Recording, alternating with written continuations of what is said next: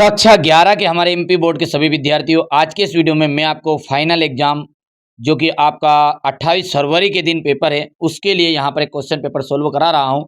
इससे पहले भी मैंने आपको देख सकते हैं, इससे पहले भी मैंने आपको इस तरह से क्वेश्चन पेपर प्रोवाइड करा दिए हैं। ये नहीं देखे हैं तो सब कुछ देख लेना है। यहाँ पर देखिए, इसके बाद में अंतिम प्रश्न पत्र आपका छठा रहेगा ये। अब ये जो पेपर है ये आपका 5वें नंबर वाला पेपर है, ठीक है। तो बढ़िया से आप तो तैयारी करिए, क्योंकि मेरी तरफ से कमी नहीं, मैं आपके लिए मेहनत कर रहा हूं, तो आपको भी मेहनत करनी है। चलिए, तो देर किस बात की है, अपन 28 फरवरी के दिन जो जो क्वेश्चन आने के चांस है पूरे 100% उन्हीं को ही कवर कर रहे हैं, फालतू चीजों पर ध्यान भी नहीं दे रहे हैं, ठीक है। और मैं आपको क्लियर बता देता हूँ बाबू कि 6 तरह के क्वेश्चन पेपर आएंगे, set A B C D E F, ठीक है। और सारे के सारे क्वेश्चन पेपर आपके बैठ जाएंगे मेरे 6 पेपर करने के बाद में, ठीक है। तो चलिए शुरू करते हैं। यहाँ पर किसी बंद पंथ में संरक्षी बल द्वारा किया गया जो कार्य है वो कितना होता है। देखिए, बंद पथ है, संरक्षी बल है, तो पर उस पर किया गया कार्य होगा ना, एक संरक्षी बल द्वारा किया गया कार्य हमेशा शून्य होता है, ध्यान रखना है। क्या है, संरक्षी बल द्वारा, एक बंद पथ में संरक्षी बल द्वारा जो किया गया कार्य होता है वो हमेशा शून्य होता है, ठीक है। वस्तु का नियत बल एक वस्तु पर नियत बल लगा हुआ है, अतः एक समान होगा, ठीक है। क्या होगा इसका, वस्तु का संवेग होगा, वस्तु का त्वरण है, क्या है, तो एक समान होगा त्वरण। अल्पतम अधिकतम दूरी प्राप्त करने हेतु प्रक्षेप्य कोण का जो मान है वो कितना होगा, ठीक है। तो उसका कोण का जो मान होगा ना वो होगा आपका 45 डिग्री। वेग समय ग्राफ की जो ढाल होती है, ठीक है, वो व्यक्त करती है, तो क्या व्यक्त करता है यहाँ पर, त्वरण। निम्न में से किस युग्म की विमाएं समान होती है, दाब और प्रतिफल। दाब और प्रतिफल, देखिए दाब का और प्रतिफल का दोनों का आपका विमी सूत्र जो है ना वो है आपका एम एल इनवर्स टी की पावर -2, याद रख लोगे। जड़त्व जो आघूर्ण होता है उसका एसआई मात्रक क्या होता है, जड़त्व आघूर्ण का जो एसआई मात्रक होगा ना वो है आपका किलोग्राम इंटू मीटर स्क्वायर। हो गया, कर पाओगे। चलिए आगे देखते हैं। यहाँ पर अपना पहला क्वेश्चन देखिएगा। पहला क्या कह रहा है यहाँ पर कि यहाँ से हो जाएगा 0। दूसरे के अंतर की बात करें तो यहाँ पर आपका हो जाएगा, यहाँ पर हो जाएगा आपका बी ऑप्शन राइट। तीसरे का आपका रहने वाला है यहाँ से 45 डिग्री। फोर्थ के अंतर्गत आपका यहाँ से सी ऑप्शन राइट रहेगा। फिफ्थ की बात करें तो फिफ्थ में आपका रहने वाला है यहाँ से D option right, pressure and stress. और 6 में आपका किलोग्राम इंटू मीटर स्क्वायर। हो गया भैया। चलिए आगे बढ़ाएं। चलिए क्वेश्चन नंबर 2 क्या कह रहा है हमारा कि रिक्त स्थानों की पूर्ति कीजिए। तो रिक्त स्थान गुरुत्वीय स्थितिज ऊर्जा का जो मान होता है वो शून्य होता है, तो अनंत पर गुरुत्वीय स्थितिज ऊर्जा का जो मान होता है वो शून्य होता है। आयतन प्रत्यास्थता गुणांक का व्युत्क्रम को संपीड़िता कहते हैं। क्या कहते हैं, संपीड़िता कहते हैं। ताप बढ़ाने पर द्रव की जो श्यानता है वो घटती है। ताप जैसे बढ़ाते हैं तो द्रव की जो श्यानता होती है ना वो घट जाती है, ठीक है। राकेट जो नोदन है वो संवेग संरक्षण के नियम पर आधारित होता है, हुआ इतना। चलिए स्प्रिंग नियतांक का जो विमी सूत्र है, स्प्रिंग नियतांक का विमी सूत्र वो है एम एल नॉट टी की पावर -2। किसी वस्तु को चलती ट्रेन से बाहर फेंकने पर उसका पथ परवलयाकार होता है, ठीक है। कोई वस्तु है उसको चलती ट्रेन से बाहर फेंक देंगे तो उसका पथ हमेशा कैसा जाएगा, परवलयाकार हो जाएगा। हो गया। यहाँ से अपना इंग्लिश मीडियम वाले बच्चों के लिए रहेगा। हो गया। चलिए आगे बढ़े भैया, ले लिए स्क्रीनशॉट। चलिए तो जोड़ी देखते हैं यहाँ पर अब अपने क्वेश्चन नंबर 3 में। देखिए सीपी माइनस सीवी बराबरी पे क्या होता है। देखिए यहाँ पे सीपी क्या है आपकी, सीपी है आपकी विशिष्ट ऊष्मा, और ठीक है मतलब दाब की विशिष्ट ऊष्मा है, और एक आयतन की विशिष्ट ऊष्मा है। और ये जो दोनों है ना ये आपकी सार्वत्रिक गैस का नियतांक के बराबर होती है। और आर जो है ना यहाँ पर ये है आपका सार्वत्रिक गैस का नियतांक।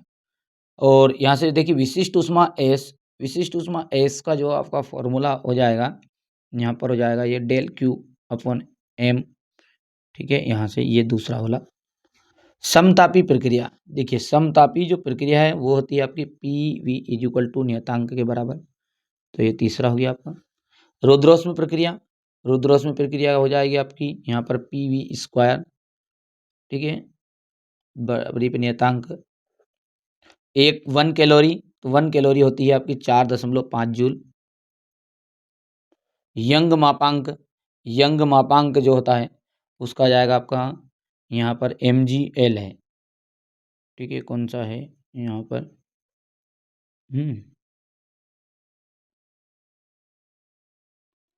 ठीक है, यहाँ पर देखिए ये बेटा मिसप्रिंट है, तो इसको अपन कैसे लिखेंगे, MgL/AL,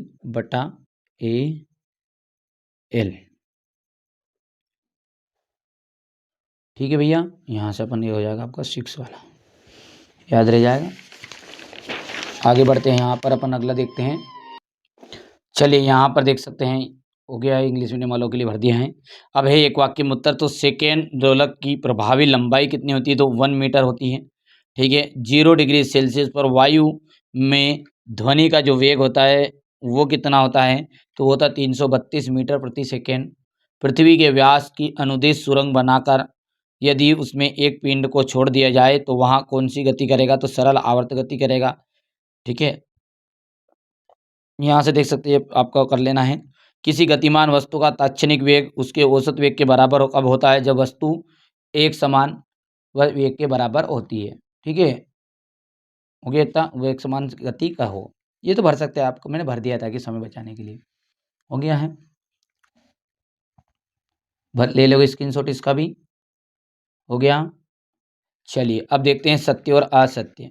देखिए पहला क्या कह रहा है यहाँ पर सत्य सत्य में, देखिए जब बल तथा विस्थापन परस्पर लंबवत होते हैं, बल और विस्थापन परस्पर लंबवत होते हैं तो किया गया कार्य कैसा होता है, शून्य होता है क्या, बिल्कुल सही बात है, तो पहला हो गया आपका सत्य। यदि किसी निकाय पर बहाबल आघूर्ण शून्य हो तो उसका कोणीय संवेग नियत होगा, तो ये भी आपका सत्य हो गया, दूसरा भी। द्रव्यमान केंद्र सदैव पिंड के बाहर स्थित होता है, तो द्रव्यमान केंद्र जो है सदैव पिंड के बाहर स्थित नहीं होता, ठीक है, ये असत्य बात होगी आपकी तीसरी। जो होता है गुरुत्वीय बल जो होता है असंरक्षी बल है, गुरुत्वीय बल जो होता है असंरक्षी बल है क्या, तो गुरुत्वीय बल जो है ना वो संरक्षी बल होता है, तो इसलिए ये बात भी आपकी असत्य हो गई। ये क्यों होता है, क्या होता है, ये संरक्षी बल होता है। चलिए पृथ्वी के लिए पलायन वेग का जो मान होता है 1.2 किलोमीटर प्रति सेकेंड होता है, तो बिल्कुल सत्य बात है ये सॉरी 11.2 किलोमीटर होता है, सत्य बात है, 1.2 बोल दिया, ठीक है भैया। यहाँ से हम बात करें तो आपका तीसरा और चौथा आपका असत्य है, बाकी सब सत्य है। देखिए हो गया, यहाँ से आपका पहला जो है वो आपका ट्रू है, दूसरा जो है वो भी ट्रू है, तीसरा और चौथा फॉल्स है, और फिफ्थ वाला भी आपका राइट है, देख सकते हैं, ठीक है। तीसरा और चौथा से असत्य, बाकी सब सारे ट्रू है। अब क्वेश्चन नंबर 6 देखिएगा, यहाँ से एक विमीय संगतता का सिद्धांत से आप क्या समझते हैं, विमीय विश्लेषण के कोई दो अनुप्रयोग लेना है आपको। यदि किसी क्षण वस्तु का वेग शून्य है तो यहाँ क्या आवश्यक होगा, एक समान गति प्रदर्शित करने वाले वस्तु के लिए समय ग्राफ खींचिए। विराम जड़त्व किसे कहते हैं, एक उदाहरण देना है, किसी तीव्र गति से चल रही बस को अचानक रुकने पर यात्री आगे की ओर गिरने लगता है, क्यों। किसी वस्तु का जड़त्व आघूर्ण किन किन कारकों पर निर्भर करता है। एक समान घनत्व वाली निम्नलिखित वस्तुओं के द्रव्यमान केंद्र पर स्थित है, लिखिए। यहाँ से देखिए क्वेश्चन नंबर 10 आपका हो गया। स्पष्ट कीजिए क्यों अधिक परावर्तकता वाले पिंड अल्प उत्सर्जक होते हैं।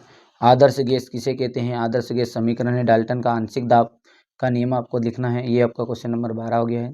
यूवी विधि द्वारा समीकरण v² - u² + 2us की शुद्धता की जांच कीजिए। यहाँ पर देख सकते हैं पृथ्वी की सतह से गहराई के साथ गुरुत्वीय त्वरण g के मान किस प्रकार परिवर्तित होता है, व्यंजक लिखिए। केपलर के ग्रहों के गति नियम लिखना है आपको, हो गया था। क्वेश्चन नंबर 13 के बाद में आपको हो जाएगा क्वेश्चन नंबर 14, देखो हो गया है, ये आप देख सकते हैं। द्रव के बुलबुले भीतर अतिरिक्त दाब का व्यंजक ज्ञात कीजिए। सरल लोलक के आवर्तकाल का सूत्र ज्ञात कीजिए। सरल आवर्त गति है, सरस नहीं है, ये सरल है। सरल आवर्त गति के कण की गतिज ऊर्जा की गणना, ये हो गया आपका क्वेश्चन नंबर 16। हो गया इतना? हो गया है? ये आपके सामने यहाँ से देख सकते हैं क्वेश्चन नंबर 17।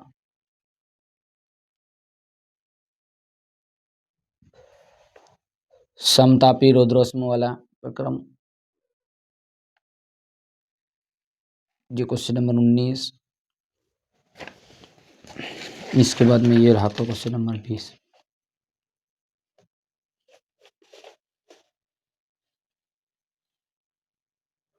हो गया है। चलिए, तो ये मैंने आपको क्लास 11th के लिए एक सिंपल पेपर प्रोवाइड करा दिया। ये था आपका सिंपल नंबर 5। एक और अंतिम पेपर और आएगा, बस आपका 6 सिंपल पेपर में आपका पूरा काम भी हो जाएगा। चलिए, तो चैनल पर पहली बार है सब्सक्राइब करना है, क्योंकि अगला जो पेपर है उसके लिए अपन पूरे, क्योंकि इसमें तो थोड़ा सा सॉल्यूशन नहीं दे पाया, क्योंकि फिजिक्स में क्या अलग अलग तरीके से सॉल्यूशन रहता है, सब आप जानते हैं। बाकी अगले पेपर से अपन सॉल्यूशन भी आपको प्रोवाइड करा देंगे, कोई और भटकने की जरूरत नहीं है। चलिए, तो पहली बार चैनल पर सब्सक्राइब जरूर कर लीजिएगा, नोटिफिकेशन ऑन करके जरूर रखिएगा।